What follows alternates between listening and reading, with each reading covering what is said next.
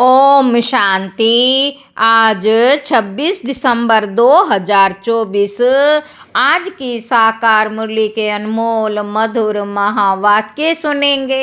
मीठे मीठे बाबा के मीठे बच्चे, तुम अभी पढ़ाई पढ़ रहे हो। यह पढ़ाई है पतित से पावन बनने की। तुम अभी पढ़ाई पढ़ रहे हो। यह पढ़ाई है पतित से पावन बनने की। तुम्हें यह पढ़ना और पढ़ाना है। आज की मुरली का प्रश्न है, दुनिया में कौन सा ज्ञान होते हुए भी अज्ञान अंधियारा है? उत्तर है, बाबा कहते, माया का ज्ञान जिससे विनाश होता है। माया का ज्ञान जिससे विनाश होता है, मौन तक जाते हैं। यह ज्ञान बहुत है, लेकिन नई दुनिया और पुरानी दुनिया का ज्ञान किसी के पास नहीं है। सब अज्ञान अंधियारे में है। सभी ज्ञान नेत्र से अंधे हैं। सभी ज्ञान नेत्र से अंधे हैं। बाबा कहते, तुम्हें अभी ज्ञान का तीसरा नेत्र मिलता है। तुम नॉलेजफुल बच्चे जानते हो, उन्हों की ब्रेन में विनाश के ख्यालात हैं और तुम्हारी बुद्धि में स्थापना के ख्यालात हैं। तुम्हारी बुद्धि में स्थापना के ख्यालात हैं। ओम शांति। बाप इस शरीर द्वारा समझाते हैं। इनको जीव कहा जाता है। इनमें आत्मा भी है और मैं भी इसमें आकर बैठता हूँ। मैं भी इसमें आकर बैठता हूँ। यह तो पहले पहले पक्का होना चाहिए। इनको दादा कहा जाता है। यह निश्चय बच्चों को बहुत पक्का पक्का होना चाहिए। इस निश्चय में ही रमण करना है। बरोबर बाबा ने जिसमें पधरामणि की है, बाबा ने जिसमें पधरामणि की है, वह बाप खुद कहते हैं, मैं इनके बहुत जन्मों के अंत में आता हूँ। मैं इनके बहुत जन्मों के अंत में आता हूँ। बच्चों को समझाया गया है। यह है सर्वशास्त्र शिरोमणि गीता का ज्ञान। श्रीमत अर्थार्थ श्रेष्ठ मत। श्रेष्ठ ते श्रेष्ठ मत है एक भगवान की। बाबा कहते, जिसकी ही श्रेष्ठ मत से तुम देवता बनते हो। बाप खुद कहते हैं, मैं आता ही तब हूँ जब तुम भ्रष्ट मत पर पतित बन जाते हो। बाबा कहते, मैं आता ही तब हूँ जब तुम भ्रष्ट मत पर पतित बन जाते हो। मनुष्य से देवता बनने का अर्थ भी समझना है। विकारी मनुष्य से निर्विकारी देवता बनाने बाप आते हैं। विकारी मनुष्य से निर्विकारी देवता बनाने बाप आते हैं। सतयुग में मनुष्य ही रहते हैं, परंतु देवी गुण वाले। सतयुग में मनुष्य ही रहते हैं, परंतु देवी गुण वाले। अभी कलयुग में है सभी आसुरी गुण वाले। सारी मनुष्य सृष्टि, परंतु यह है ईश्वरीय बुद्धि और वह है आसुरी बुद्धि। यहाँ है ज्ञान, वहाँ है भक्ति। ज्ञान और भक्ति अलग अलग है। बाबा कहते, भक्ति के पुस्तक कितने ढेर के ढेर हैं, ज्ञान का पुस्तक एक है। एक ज्ञान सागर की पुस्तक एक ही होना चाहिए। जो भी धर्म स्थापन करते हैं। उनका पुस्तक भी एक ही होता है जिसको रिलीजियस बुक कहा जाता है। पहली रिलीजियस बुक है गीता। पहला आदि सनातन देवी देवता धर्म है, ना कि हिंदू धर्म। पहला आदि सनातन देवी देवता धर्म है, ना कि हिंदू धर्म। मनुष्य समझते हैं गीता से हिंदू धर्म स्थापन हुआ। गीता का ज्ञान श्री कृष्ण ने दिया। कब दिया? परंपरा से। कोई शास्त्र में शिव भगवानोवाच तो है नहीं। बाबा कहते अभी तुम समझते हो। इस गीता ज्ञान द्वारा ही मनुष्य से देवता बने हैं, जो बाप अभी हमें दे रहे हैं। इसको ही भारत का प्राचीन राजयोग कहा जाता है। बाबा कहते जिस गीता में ही काम महाशत्रु लिखा हुआ है, इसी शत्रु ने ही तुम्हें हार खिलाई है। बाप इस पर ही जीत पहनाकर जगत जीत विश्व का मालिक बनाते हैं। बेहद का बाप बैठ इन द्वारा तुमको पढ़ाते हैं। बेहद का बाप बैठ इन द्वारा तुमको पढ़ाते हैं। वह है सभी आत्माओं का बाप। यह फिर है सभी मनुष्य आत्माओं का बेहद का बाप। नाम ही है प्रजापिता ब्रह्मा। तुम किससे पूछ सकते हो? तुम किसी से भी पूछ सकते हो कि ब्रह्मा बाप का नाम क्या है, तो मूंझ पड़ेंगे। ब्रह्मा विष्णु शंकर इन तीनों का बाप कोई होगा ना। ब्रह्मा विष्णु शंकर सूक्ष्म वतन में देवताएं हैं, उनके ऊपर है शिव। बाबा कहते बच्चे जानते हैं शिव बाबा के जो बच्चे आत्माएं हैं, उन्होंने शरीर धारण किया है। वह तो सदैव निराकार परम पिता परमात्मा है। आत्मा ही शरीर द्वारा कहती है परम पिता। कितनी सहज बात है। इनको कहा जाता है अलफ व बे की पढ़ाई। कौन पढ़ाते हैं? बाबा पूछ रहे हैं भाई अलफ और बे की पढ़ाई कौन पढ़ाते हैं? गीता का ज्ञान किसने सुनाया? श्री कृष्ण को तो भगवान कहा नहीं जाता। वह तो देहधारी है, ताजधारी है। शिव तो है निराकार, उन पर तो कोई ताज आदि है ही नहीं। वही ज्ञान का सागर है, बाप ही बीज रूप चैतन्य है। तुम भी चैतन्य हो। सभी झाड़ों के आदि मध्य अंत को तुम जानते हो।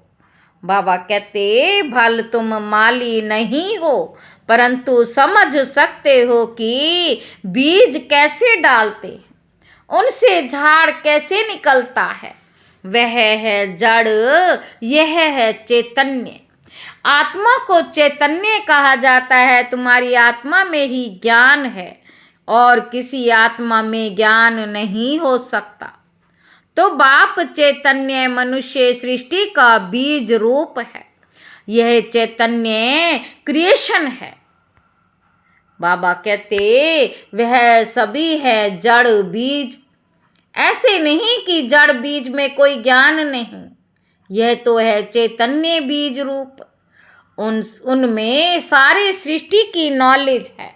झाड़ की उत्पत्ति, पालना, विनाश का सारा ज्ञान उनमें है। फिर नया झाड़ कैसे खड़ा होता है, वह है गुप्त। तुमको ज्ञान भी गुप्त मिलता है, बाप भी गुप्त आए हैं। तुम जानते हो ये कलम लग रहा है। अभी तो सभी पतित बन गए हैं। अच्छा, बीज से पहला पत्ता निकलता, बीज से पहला पत्ता निकला, वह कौन था? बाबा पूछ रहे हैं। सत्युग का पहला पत्ता तो श्री कृष्ण को ही कहेंगे। लक्ष्मी नारायण को नहीं कहेंगे। नया पत्ता छोटा होता है, पीछे बड़ा होता है, तो इस बीज की कितनी महिमा है। ये तो चैतन्य है ना, भल दूसरे भी निकलते हैं।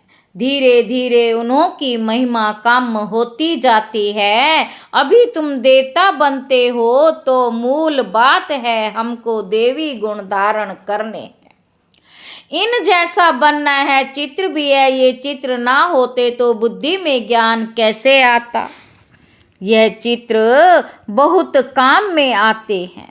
बाबा कहते भक्ति मार्ग में इन चित्रों की पूजा होती है, ज्ञान मार्ग में तुमको इन्हों से ज्ञान मिलता कि इन जैसा बनना है। ज्ञान मार्ग में तुमको इन्हों से ज्ञान मिलता कि इन जैसा बनना है। भक्ति मार्ग में ऐसा नहीं समझेंगे कि हमको ऐसा बनना है। भक्ति मार्ग में मंदिर आदि कितने बनवाते हैं। सबसे जास्ती मंदिर जिस किसी के होंगे, जरूर शिव बाबा के ही होंगे, फिर उनके बाद क्रिएशन के होंगे। क्रिश्चन यह लक्ष्मी नारायण है तो शिव के बाद इनकी पूजा जास्ती होगी। माताएं जो ज्ञान देती हैं उनकी पूजा नहीं, वह तो पढ़ती हैं। तुम्हारी पूजा अभी नहीं होती है क्योंकि तुम अभी पढ़ रहे हो। बाबा कहते जब तुम पढ़ कर अनपढ़ बनेंगे, जब तुम पढ़कर अनपढ़ बनेंगे फिर पूजा होगी। अभी तुम देवी देवता बनते हो। सतयुग में बाप थोड़े ही पढ़ाने जाएगा। सतयुग में तो बाप पढ़ाने थोड़े ही जाएगा। वहाँ ऐसी पढ़ाई थोड़े ही होगी। यह पढ़ाई पतितों को पावन बनाने की है। तुम जानते हो हमको जो ऐसा बनाते हैं उनकी पूजा होगी, फिर हमारी भी पूजा नंबरवार होगी। फिर गिरते गिरते 5 तत्वों की भी पूजा करने लग पड़ते हैं। 5 तत्वों की पूजा माना पतित शरीर की पूजा। यह बुद्धि में ज्ञान है कि इन लक्ष्मी नारायण का सारे सृष्टि पर राज्य था।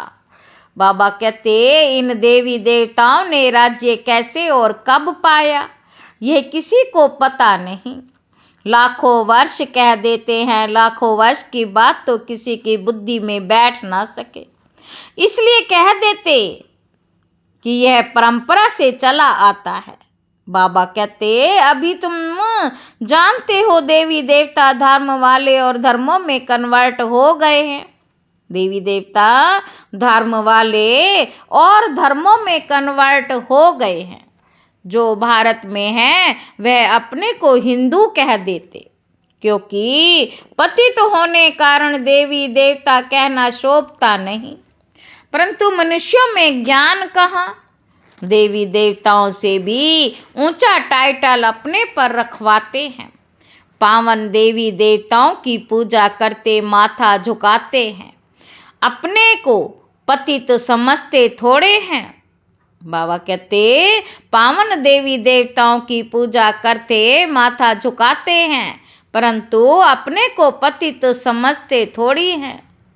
बाबा कहते भारत में खास कन्याओं को कितना नमन करते हैं, कुमारों को इतना नहीं करते।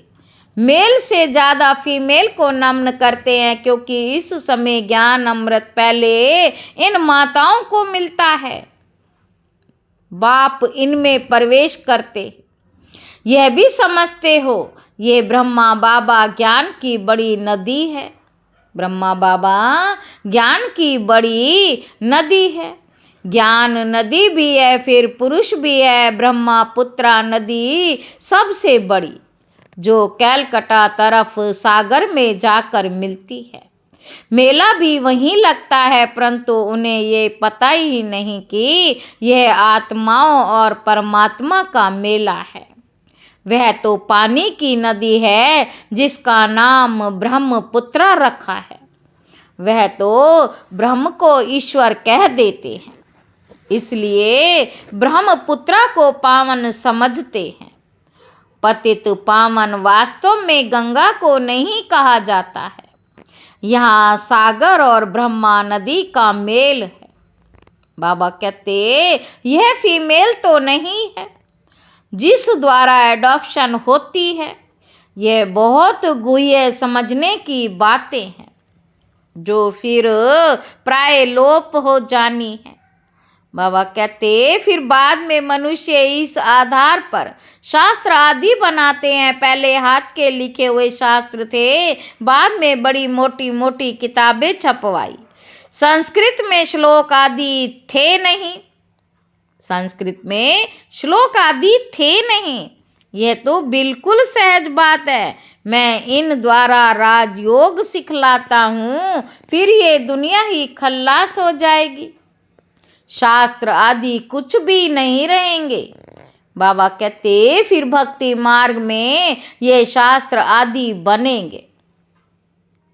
मनुष्य समझते हैं ये शास्त्र आदि परंपरा से चले आए हैं, इसको कहा जाता है अज्ञान अंधियारा। बाबा कहते अभी तुम बच्चों को बाप पढ़ाते हैं, जिससे तुम सोजरे में आए हो। सतयुग में है पवित्र प्रवृत्ति मार्ग, कलयुग में सभी अपवित्र प्रवृत्ति वाले हैं। यह भी ड्रामा है। बाद में है निवृत्ति मार्ग, जिसको संन्यास धर्म कहते। जंगल में जाकर रहते हुए हैं, हद का संन्यास रहते तो इस दुनिया में है। अभी तुम जानते हो नई दुनिया में, अभी तुम जाते हो नई दुनिया में। तुम्हें तो बाप से ज्ञान का तीसरा नेत्र मिला है। तुम कितने नॉलेजफुल बनते हो, इससे जास्ती नॉलेज होती ही नहीं। वह तो है माया की नॉलेज, जिससे विनाश होता। वो लोग मून चांद पर जाकर खोज करते। तुम्हारे लिए कोई नई बात नहीं है। ये सभी माया का पंप है। बहुत शो करते हैं, अति डीपनेस में जाते हैं कि कुछ कमाल करके दिखाएं। बहुत कमाल करने से फिर नुकसान हो जाता है। उन्हों के ब्रेन में विनाश के ख्यालात आते हैं, क्या क्या बनाते रहते हैं। बनाने वाले जानते हैं इससे ही विनाश होगा, ट्रायल भी करते रहते। कहते भी है 2 बिल्ले लड़े, माखन तीसरा खा गया। कहानी तो छोटी, परंतु खेल कितना बड़ा है। नाम इन्हीं को ही बाला है, इन द्वारा ही विनाश की नोंद है। कोई तो निमित्त बनता है ना। क्रिश्चियन लोग समझते हैं पैराडाइज था, पर हम नहीं थे। इस्लामी बोधी भी नहीं थे, फिर भी क्रिश्चियन लोगों की समझ अच्छी है। भारतवासी कहते हैं देवी देवता धर्म लाखों वर्ष पहले था, तो बुद्धू ठहरे ना। बाप भारत में ही आते हैं। जो महान बेसमझ हैं, उन्हें ही महान ते महान समझदार बनाते हैं, परंतु फिर भी याद रहे तब। बाबा तुम बच्चों को कितना सहज करके समझाते हैं। मुझे याद करो तो तुम सोने का बर्तन बन जाएंगे, तो धारणा भी अच्छी होगी। याद की यात्रा से ही पाप कटेंगे। मुरली नहीं सुनते तो ज्ञान रफू चक्कर हो जाता है। बाप तो रहम दिल होने के नाते उठने की ही युक्ति बतलाते हैं, अंत तक भी सिखलाते ही रहेंगे। अच्छा आज भोग है, भोग लगाकर जल्दी वापस आ जाना। बाकी वैकुंठ में जाकर देवी देवता आदि का साक्षात्कार करना, यह सब फालतू है। इसमें बहुत महीन बुद्धि चाहिए। बाप इस रथ द्वारा कहते मुझे याद करो, मैं ही पतित पावन तुम्हारा बाप हूँ। तुम्ही से खाऊं, तुम्ही से बैठूं, ये यहाँ के लिए है, ऊपर में कैसे होगा। अच्छा मीठे मीठे सिक्के लधे बच्चों प्रति माता पिता बाप दादा का याद प्यार और गुड मॉर्निंग। रूहानी बाप की रूहानी बच्चों को नमस्ते। हम रूहानी बच्चों की रूहानी बाप दादा को याद प्यार और गुड मॉर्निंग। नमस्ते बाबा, नमस्ते, शुक्रिया बाबा, शुक्रिया। धारणा के लिए मुख्य सार है। पहला पॉइंट है बाप इस दादा में प्रवेश हो। हमें मनुष्य से देवता अर्थात विकारी से निर्विकारी बनाने के लिए गीता का ज्ञान सुना रहे हैं। इसी निश्चय से रमण करना है, श्रीमत पर चलकर श्रेष्ठ गुणवान बनना है। दूसरा पॉइंट है, याद की यात्रा से बुद्धि को सोने का बर्तन बनाना है। ज्ञान बुद्धि में सदा बना रहे, उसके लिए मुरली जरूर पढ़नी और पढ़ानी है। पढ़नी और पढ़ानी है, सुननी है। वरदान है, अपने पोजीशन की स्मृति द्वारा माया पर विजय प्राप्त करने वाले निरंतर योगी भव। जैसे स्थूल पोजीशन वाले अपनी पोजीशन को कभी भूलते नहीं, ऐसे आपका पोजीशन है मास्टर सर्वशक्तिमान। इसे सदा स्मृति में रखो और रोज अमृत वेले इस स्मृति को इमर्ज करो, तो निरंतर योगी बन जाएंगे और सारा दिन उसका सहयोग मिलता रहेगा। फिर मास्टर सर्वशक्तिमान के आगे माया आ नहीं सकती। जब आप अपनी स्मृति की ऊंची स्टेज पर रहेंगे तो माया चींटी को जीतना सहज हो जाएगा। माया चींटी को जीतना सहज हो जाएगा। स्लोगन है, आत्मा रूपी पुरुष को श्रेष्ठ बनाने वाले ही सच्चे पुरुषार्थी हैं। अच्छा, ओम शांति।